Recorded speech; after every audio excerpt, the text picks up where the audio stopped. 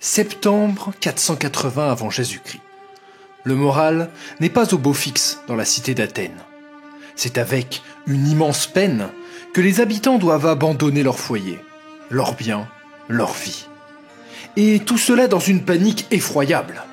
Les Perses ne sont plus qu'à quelques jours, peut-être quelques heures, d'arriver devant la ville. Plutarque nous livre un récit saisissant de la scène. Beaucoup de vieux citoyens que l'on était contraint de laisser là, parce qu'on ne pouvait les transporter à cause de leur vieillesse. On voyait les bêtes domestiques et privées qui couraient çà et là avec hurlements et signifiances de regret après leur maître et ceux qui les avaient nourris. Un véritable drame pour une cité jusque-là épargnée qui revoit les démons de la guerre et de l'anéantissement réapparaître brutalement après la peur de Marathon quelques années auparavant. C'est un désarroi général qui plane sur la région.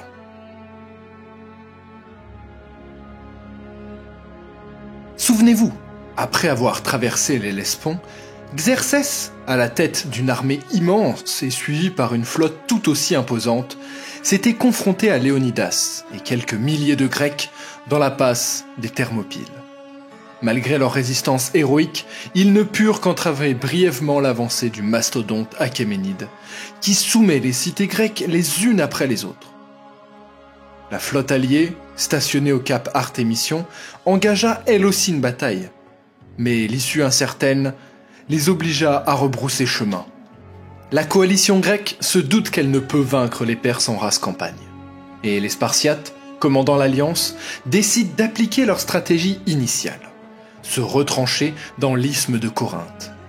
À l'image de Léonidas et de sa modeste armée aux Thermopyles, ils peuvent ainsi profiter d'un espace limité pour ne pas être contournés par les Perses. L'accès au Péloponnèse est ainsi barré à l'envahisseur. Mais qu'en est-il de la Béotie, de l'Attique ? Ces régions sont laissées à elles-mêmes. Et Xerxès ne se fait pas prier, et dès le lendemain de sa victoire aux Thermopyles, son armée reprend sa marche. Plusieurs cités, refusant de ployer le genou, sont pillées à l'image de Platée ou de Tacipée.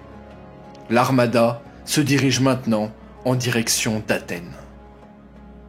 Nous y retrouvons Thémistocle. Archonte et stratège, il est la personne la plus influente de la cité et la dirige d'une certaine manière en cette période de crise. Il le sait.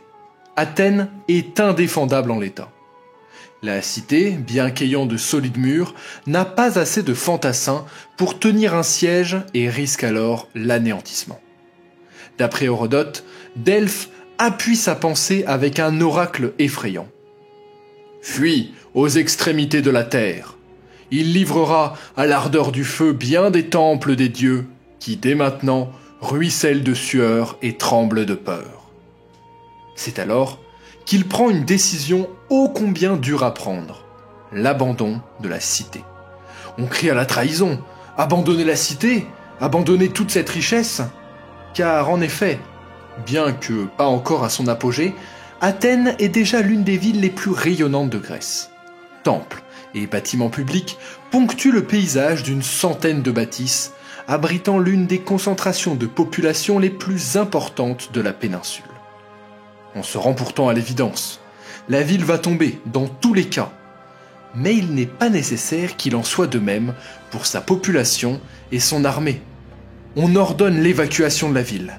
Les femmes et les enfants sont envoyés à l'abri à Égine, Trézène et sur l'île de Salamine. L'île, en face du port du Pirée, est séparée de la côte de l'Attique par un petit détroit. Patrie de Télamon, le père d'Ajax, et d'Euripide, Salamine fait partie de la sphère de contrôle athénienne depuis le VIe siècle avant Jésus-Christ. Qu'en est-il des hommes, me direz-vous ? Eh bien, tous ceux capables de tenir une arme ou une rame sont enrôlés. Il n'est pas question d'abandonner ces terres pour rien. Il leur revient de ne pas rendre cette évacuation inutile. Thémistocle sait que sa troupe n'est pas suffisamment importante pour vaincre les Perses sur terre. Mais il est tout à fait conscient de la véritable force qu'il a entre les mains, la marine. Nous l'avons vu dans l'épisode précédent. Depuis plusieurs dizaines d'années, Il impulse à la cité une dynamique de développement accéléré de cette arme. La position d'Athènes, son port stratégique du Pirée, sa rivalité passée avec Égine, une autre puissance navale, et sa dépendance croissante aux ressources, notamment le grain, venant du commerce extérieur, l'ont poussé à bâtir la flotte la plus puissante de Grèce. Il voit donc là, logiquement, la seule chance pour son parti de l'emporter. Vaincre les Perses sur mer pour les couper de leur ravitaillement principal, les contraindre à abandonner leur conquête et à se retirer. Le moment fatidique arrive. Xerxès se présente devant Athènes. Et comme on pouvait l'attendre, son armée se déchaîne. Le grand roi est fou de rage. Marathon, les Thermopyles. Un délicieux goût de vengeance enivre les déglutitions qui accompagnent son sourire. La ville est littéralement mise à sac.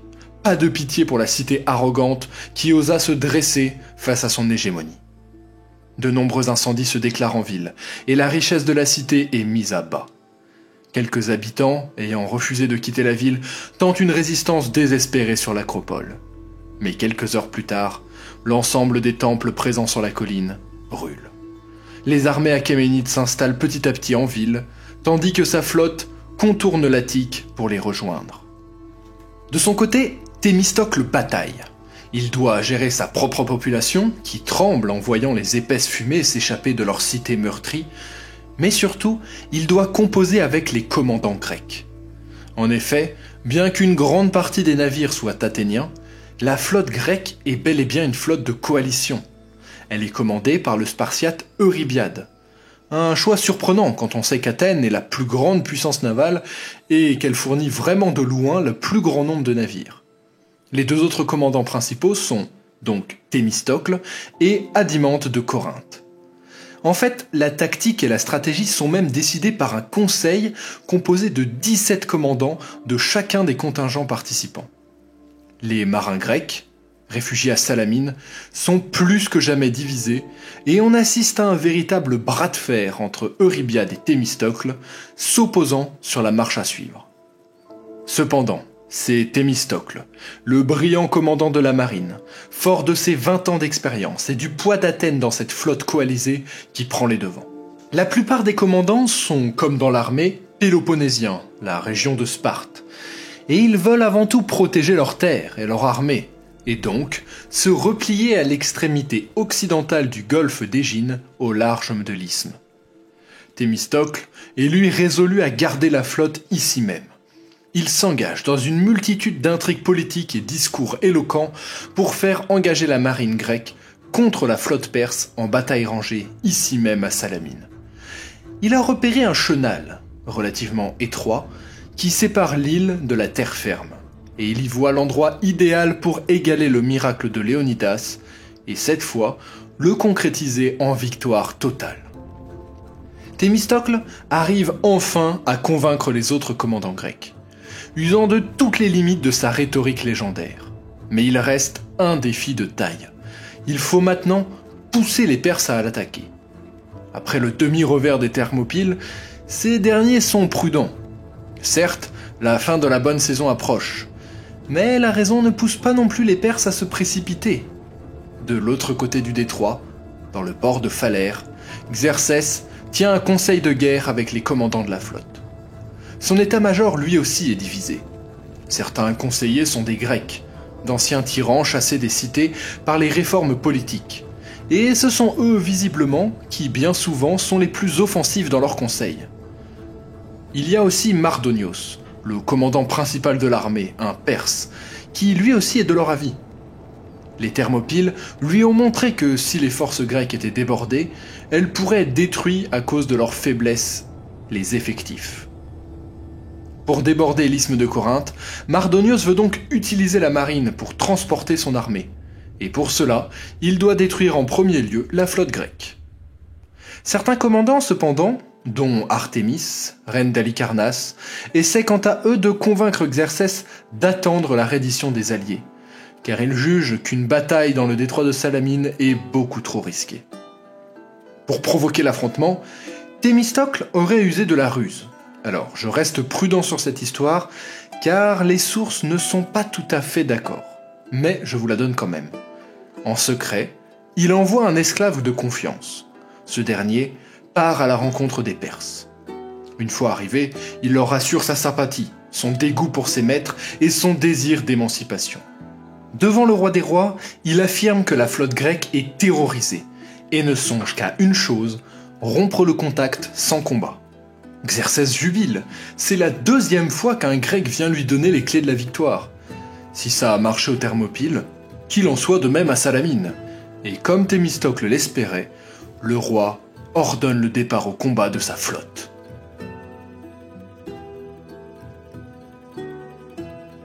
Pour vous narrer cette bataille, je me suis basé sur de nombreuses sources antiques. D'Échille, qui a lui-même participé à la bataille, à Diodore de Sicile en passant par Hérodote. Il faut toutefois rester prudent, car nombre de ces textes ont 2 biais. Un premier religieux avec la citation de nombreux événements providentiels, et un second politique avec un très clair parti pris pour les Athéniens. Ils sont cependant indispensables à l'étude, et une fois croisés avec les analyses et critiques des historiens modernes, nous obtenons un récit épique d'une bataille majeure de l'histoire. Elle rappelle, par certains côtés, la déroute de l'invincible armada près de 21 siècles plus tard. Et bien évidemment, le parallèle avec la bataille des Thermopyles est aisé à percevoir, à la différence qu'une flotte est beaucoup moins manœuvrable et réactive qu'une armée. Il est beaucoup plus difficile de se retirer quand l'assaut est un échec, et une erreur peut très vite se transformer en véritable catastrophe. L'armada perse se rassemble toute la nuit devant le détroit. Le nombre exact de navires n'est pas connu. Hérodote dresse des listes précises, mais celles-ci correspondent à la flotte partant d'Asie mineure. Les sources antiques, comme celle de Diodore de Sicile ou Échille, s'accordent avec Hérodote autour d'un chiffre total d'environ 1200 navires. Souvenez-vous, les historiens modernes estimaient eux à 700 navires la flotte qui partait d'Asie mineure. Quoi qu'il en soit ici, un nombre conséquent d'amiraux se partagent le commandement de cette immense flotte. Artémis, reine d'Halicarnasse, dirige la flotte dorienne, et d'autres commandants sont présents, dont un frère de Xerxès. Malgré leur surévaluation, voici les chiffres d'Hérodote. Elles nous servent néanmoins à percevoir la diversité d'origine des forces et leurs proportions. Il est d'ailleurs intéressant de noter la contribution des cités grecques conquises ou des cités grecques pro-perses. En tenant compte des pertes subies durant la campagne, et lors d'une violente tempête quelques jours plus tôt, les historiens modernes estiment qu'environ 500 à 600 trières affrontent les Grecs à Salamine, dans des proportions sûrement assez similaires que ce que nous voyons. Mais il n'y a pas de consensus scientifique sur un chiffre. Les vaisseaux grecs, eux, se rassemblent dans la baie de Salamine, et ils sont nettement moins nombreux. Il est encore plus dur, paradoxalement, d'avoir des chiffres précis et fiables ici. Les chiffres d'Hérodote sont une fois de plus incohérents. Son grand total de 380 trières s'approche tout de même de celui d'Échille qui donne un chiffre total de 310 et Thucydide de 400. Globalement, on peut imaginer les Grecs 2 à 3 fois moins nombreux que les Perses, donc autour de 300 trières. Athènes représentant plus d'un tiers des effectifs. Et si on regarde au-delà des effectifs, eh bien on a très souvent, trop souvent, des idées reçues sur l'affrontement gréco-perse très tenaces. La plus grande, celle de la valeur martiale. Celle d'un guerrier grec bien supérieur au guerrier perse. Alors, elle est en partie vraie dans le cas des fantassins. Un hoplite est entraîné toute sa vie à l'art de la guerre, là où le fantassin achéménide, souvent issu de la levée, n'est pas aussi formé. La supériorité des armées grecques est même d'ailleurs en réalité surtout à noter sur la cohésion de la troupe, le commandement et l'équipement. Et cette idée reçue, elle s'est étendue à la marine, que ce soit dans les films, on le voit avec le 2e opus de la série 300, ou dans les récits modernes. Et contrairement à ce qu'on peut penser, techniquement, les Perses, et surtout les Phéniciens, sont de bien meilleurs marins que les Grecs. Et oui, à Salamine, les navires grecs sont récents, et leurs équipages souvent novices et inexpérimentés. Donc paradoxalement, se battre sur un terrain restreint les aide en empêchant les Perses de bien manœuvrer, et pas l'inverse. On est loin de l'idée des lourds navires perses se faisant détruire par de rapides navires grecs beaucoup mieux maniés. Car oui, en passant, Grecs comme Perses utilisent des trières, sensiblement identiques dans la majorité des cas. Mais encore une fois, la taille de l'armada, la diversité de langues parlées et un commandement éclaté limitent l'avantage tactique de la flotte perse. Les deux armées possèdent donc des navires sensiblement identiques. Déjà présenté dans le premier épisode, la trière est légère, aérodynamique et maniable, capable d'accélérer rapidement, de freiner, de zigzaguer et de tourner à 360 degrés en seulement 2 longueurs de navire. Les bons marins peuvent placer le navire de manière optimale et utiliser la principale stratégie de guerre navale de l'époque, consistait à éperonner l'ennemi, en faisant pleinement usage du bélier en bronze fixé à la proue du navire. Les trières transportent également un petit nombre de soldats, au moins 10 hoplites et 4 archers. Les Perses en face transportent généralement davantage, à peu près 14 combattants et 30 mèdes armés d'un arc, d'une lance et d'une épée. Les deux forces que nous venons de décrire se font face, et les premières lueurs de la journée pointent à l'horizon.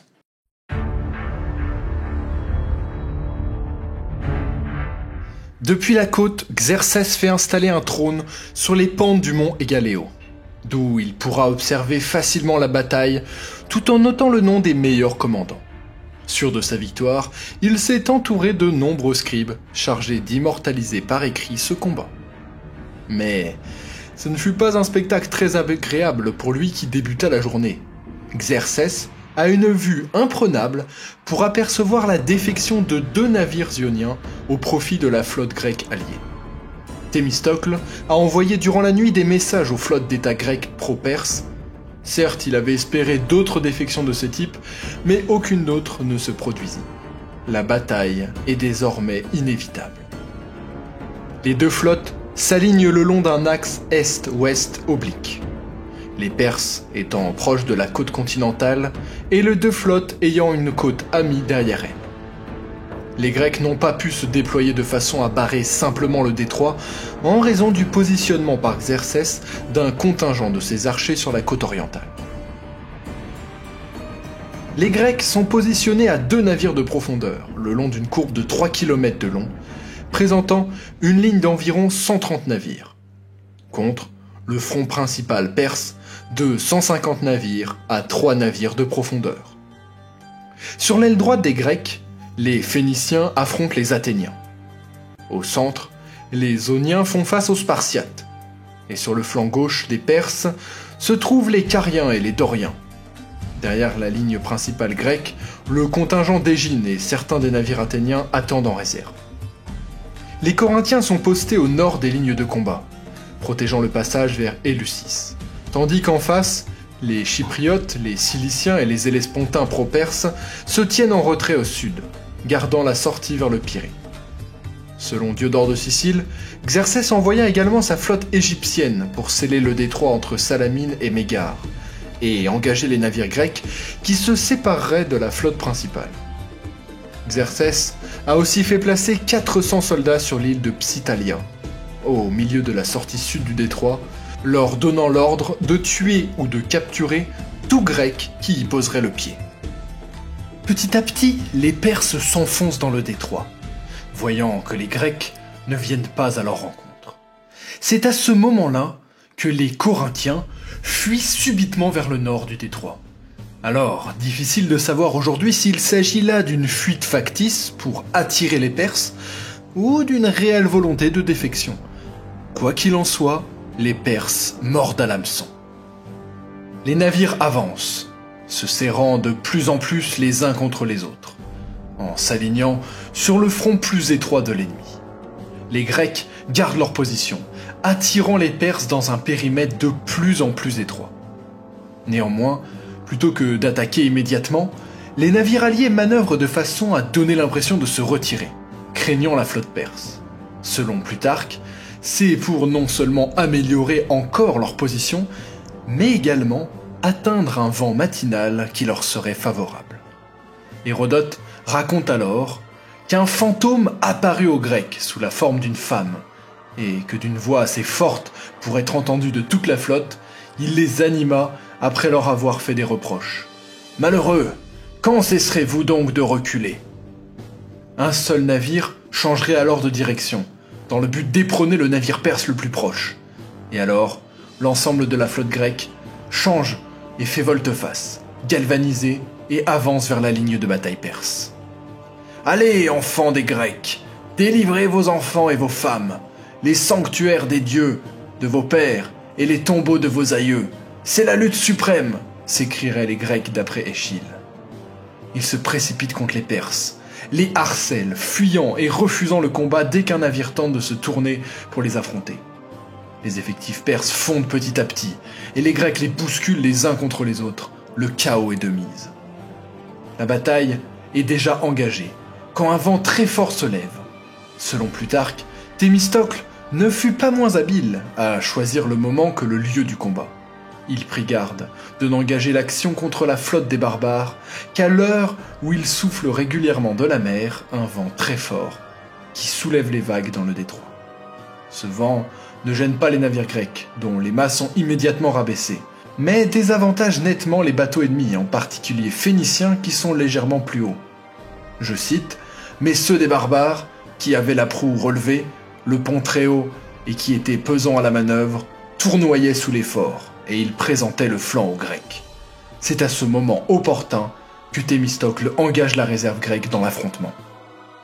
Le nombre est définitivement du côté perse, mais au final ce n'est qu'une gêne pour eux. Incapables de manœuvrer dans l'étroit chenal, ils se font obstacle les uns les autres et sombrent rapidement dans l'anarchie, abandonnant toute unité de commandement. Les commandants grecs sont eux résolus et nettement mieux coordonnés. De plus, eux qui parlent tous la même langue et qui se battent non seulement pour leur propre survie, mais aussi pour celle de leur famille et de leur mode de vie, prennent petit à petit le dessus. Les commandants mènent de front et chacun se retrouve sur son propre navire au cœur de la bataille. De là, les manœuvres sont signalées aux autres navires de la flotte à l'aide de drapeaux et de trompettes. Cependant, une fois la bataille pleinement engagée, les conflits navals se résument très vite à un seul navire contre un seul adversaire, plutôt qu'à des manœuvres coordonnées avec précision. Les soldats armés auraient alors pris toute leur importance, les hoplites et les archers se battant sur les ponts comme dans une bataille terrestre. Il doit y avoir un chaos de navires brisés et d'hommes noyés, en particulier parmi les Perses, qui n'avaient pas de rivage où se replier et qui ne savaient pour la plupart pas nager. Sur le flanc gauche des Grecs, l'amiral perse, le frère de Xerxès, est tué. Son corps sera repêché par le navire de la reine Artémis. Au centre, des navires grecs formant un coin pénètrent les lignes perses, divisant la flotte ennemie en deux. Et un autre amiral est tué ici. Une seule figure s'illustre du côté perse, la fameuse Artémis. Hérodote dit d'elle, bien qu'étant une femme, alors qu'elle exerçait elle-même la tyrannie et avait un fils en bas âge, obéissant à son courage et à son audace, elle faisait campagne, sans y être aucunement obligée. De toute la flotte, ces navires étaient, après ceux des Sidoniens, les plus réputés. Le vent tourne définitivement et pousse les Perses à la retraite. Chaque navire isolé, n'arrivant pas à s'extraire du chenal ou s'écartant de trop de la formation, est immédiatement encerclé par les Grecs et détruit. Artémis se détache in extremis du combat. Alors, pourchassée par une trière grecque, elle aurait éperonné un navire perse pour se faire passer pour un allié des Athéniens. Les Grecs la pourchassant abandonnent alors la course et la reine d'Halicarnasse peut rejoindre le reste des fuyards. Dans l'après-midi, la victoire grecque est assurée et les navires perses restants trouvent refuge dans le port de Phalère, protégé par l'armée de Xerxès. L'étape finale de la bataille fut le transfert de la force hoplite grecque de Salamine sur l'île Psytalia, sous le commandement du général athénien Aristide, où les forces terrestres perses furent rapidement éliminées sans laisser aucun survivant.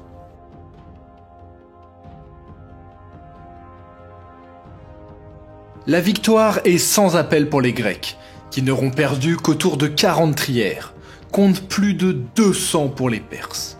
Ces derniers, ne sachant souvent pas nager, voient leur perte en hommes également très importante. C'est une défaite immense, très lourde. La mer est encombrée d'épaves et de cadavres. On raconte que les corps s'entassent sur les rivages des jours durant. Salamine a finalement été pour les Perses une bataille futile et une erreur stratégique immense, la faute se transformant au fil des heures en désastre. Devant le roi des rois, quelques capitaines phéniciens qui ont perdu leur navire accusent les Ioniens de couardise. Furieux, Xerxès ordonne la mise à mort de ces arrogants, afin, je cite, que des lâches ne puissent plus calomnier des gens plus braves qu'eux, et en les accusant d'avoir commencé la bataille. Hérodote raconte aussi que Xerxès marque de la considération qu'à une seule personne, une femme, la reine Artémise d'Halicarnasse. Quand il comprend que les meilleures manœuvres de sa flotte furent entreprises par cette dernière, il dit « Les hommes à mon service sont devenus des femmes et les femmes des hommes ». Du côté grec, l'écho moral et politique de la bataille est considérable pour les Athéniens, qui se considèrent comme les artisans de ce nouvel exploit. Elle préfigure même en réalité la puissance à venir de la cité. Dès les premiers travaux de reconstruction de la ville, on porte une attention toute particulière au port du Pirée, qui sera très prochainement lié à la ville par un long mur. Salamine marque aussi un changement dans l'évolution intérieure de la cité, en donnant une nouvelle place aux intérêts du démos urbain, le peuple. Jusqu'alors, en effet, seules les classes les plus élevées du système mis en place par Clisthène participaient réellement à la vie politique. En bas de l'échelle sociale, les têtes, les citoyens les plus pauvres, ne pouvaient se procurer l'équipement de l'hoplite. Leur visibilité politique était alors proportionnelle à la part qu'ils prenaient dans la défense de la cité. Mais c'est en leur sein que sont recrutés les rameurs, environ 200 partrières, et il est impossible de ne pas reconnaître leur poids considérable dans la victoire de Salamine. Comme les héros de Marathon quelques années auparavant, ils vont enfin pouvoir imposer leurs intérêts à l'Ecclésia, pousser toujours davantage la cité à investir les mers et permettre la naissance d'un véritable empire. Aristote dira ces mots résumant très bien la pensée. La foule des marins à qui l'on devait la victoire de Salamine, et par celle-ci l'hégémonie acquise grâce à la puissance maritime, donna plus de force à la démocratie. Nous parlerons en détail du système politique athénien bientôt, quand nous nous pencherons sur la vie des Grecs. Et pour ce qui est de l'Empire, attendiez un petit peu les guerres du Péloponnèse. Mais avant ça, j'aimerais conclure sur une chose. Selon plusieurs historiens, une victoire perse à Salamine aurait durablement paralysé le développement de la Grèce antique, et par extension, selon eux, empêché l'éclosion de la culture occidentale. Alors, cette affirmation est difficile à mesurer, mais quoi qu'il en soit, cette réflexion nous prouve bien l'importance de cet affrontement dans l'histoire. Quelques jours après la bataille, les Perses sont toujours sonnés. Hérodote rapporte que Xerxès tient un conseil de guerre, pendant lequel Mardonios, son général principal, tente de tirer les leçons. C'est un commandant compétent. Il sait qu'il n'a pas pu prouver sa valeur des années auparavant lors de la toute première expédition voulue par le père de Xerxès, Darius, qui s'était finie à cause d'une tempête. Mais ici, il peut à nouveau monter sur le devant de la scène. Seigneur, ne vous attristez pas de cette perte, et ne la regardez pas comme un grand malheur. Le succès de cette guerre ne dépend pas de vos vaisseaux, mais de votre cavalerie et de votre infanterie. Attaquons donc sur le champ le Péloponnèse, si telle est votre volonté. Ne vous découragez pas, les Grecs n'ont plus de ressources, et ne peuvent éviter ni l'esclavage, ni le compte que vous leur demanderez du présent et du passé. Mais, si vous êtes résolu de vous en retourner avec votre armée, j'ai cet autre conseil à vous donner. Ne permettez pas, Seigneur, que les Perses servent de jouet aux Grecs. Vos affaires n'ont encore rien souffert par la faute de ces Grecs. Maintenant donc, Seigneur, puisque les Perses ne sont point coupables, daignez suivre mon conseil. Si vous avez résolu de ne pas rester ici plus longtemps, retournez dans vos États avec la plus grande partie de votre armée. Mais donnez-moi 300 000 hommes à mon choix, et je m'engage à faire passer la Grèce sous votre joug. Qu'il en soit ainsi. Xerxès décide de rentrer en Perse avec le gros de ses forces. Mardonios choisit avec soin les troupes qui doivent rester avec lui en Grèce, retenant l'infanterie et la cavalerie d'élite dans le but de conquérir le reste de la péninsule. Les Grecs vont devoir faire face une dernière fois s'ils veulent définitivement détruire la menace perse.